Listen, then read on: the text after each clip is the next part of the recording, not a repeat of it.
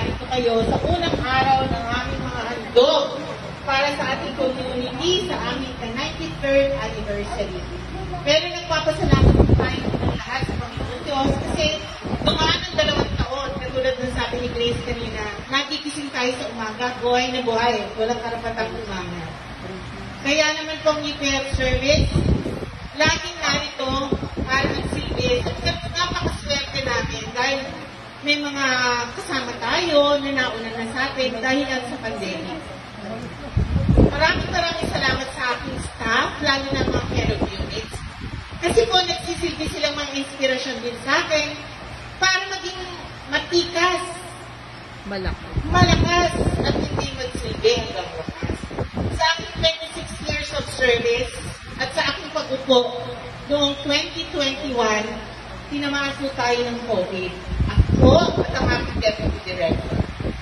Pero nagpapasalamat pa rin ako dahil binigyan ako ng chance ng Panginoon sa nalalabitang taon ng aking pagsiservisyo sa UP Service. Ako po ay nasa 27th year na ng pagsisilbi sa universidad. Mula nang ako ay gumraduate sa aking residency training, gusto kong bumalik sa UP Diliman. Sapagkat nakita kong ito paraan para ako'y maibalik lahat ng ibinigay ng UP sa aming pamilya. Sapagkat ang aking kuminay nagsilbing 35 years in service, ganoon din ang aking ama sa PGH na lahat kaming 7 magkakapatid. Hirap na hirap ang buhay noon, ngunit dahil sa UP nakapagtapos po kami lahat. Pero huwag niyong isipin na ito'y dahil malakas. Kami naman po ay pamilya ng matatalino at magaganda. Yan lang po mahal kong magsabi. At gayon din ang pagbibigay ng UP ng tsansa sa aking mga anak na makapagtapos din sa UP. Kami pong lahat ay sportista. Kaya binabalik ko ito sa UP. Maraming salamat sa mga head of units sa kanilang pagtitiwala sa ating pamilibihan at lagi rin silang nandyan para magsilbi sa community. Marami po dyan, mas matanda pa sa UP sa akin, pero mas matanda ko sa kanila.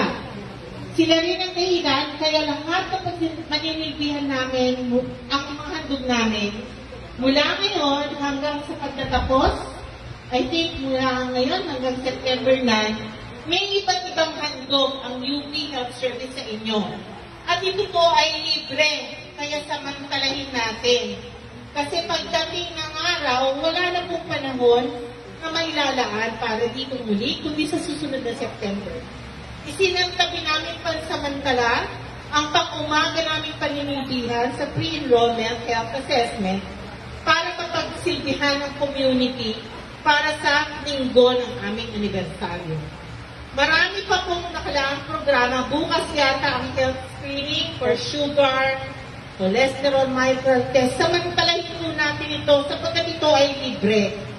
Meron din tuloy-tuloy na konsulta sa araw na yon sa mga doktor. Kung wala po akong meeting, kasama po ang inyong lingkod. Hindi ito ba sa Medical Mission merong libre na gamot? Wala kayong asa, libreng gamot. Kung hindi, libre pong konsulta, libreng diagnostics para sa ating mga taga-UP Diliman. Maraming salamat sa bawat head of unit. Walang katapusang pasasalamat dahil sila rin ang nagtutulak sa akin para manilbihan ng gusto sa ating UP community. Sila, ang kanilang dedikasyon, ang nagsisilbing inspirasyon. Kung nakikita nyo sa araw-araw, sila ay lalagyan ng risk o peligro sa kanilang mga buhay para mapagsilbihan kayo kasi alam nyo naman, pandemya ngayon. Pero hinihingi namin ang inyong paumanhin kasi hindi pa tuluyan ang pagbubukas ng University Health Service dahil sa pandemic. Hindi handa ang ating loob ng mga clinic para magkaroon ng magandang ventilation, pero ginagawa na po ito ng parahan. At ang ating ward na dating naninilbihang kanlungan para sa mga nangangailangan ng confinement ay kasalukuyang pang ginagawa. Sana naman bago ito matapos, ay naririto pa ako para magsilbi sa inyong lahat. Muli, maraming salamat sa inyo, sa head ng mga units ng staff at sa mga staff din na hanggang ngayon matitikas, Malalakas? malalakas, magsisilbi hanggang wakas. Maraming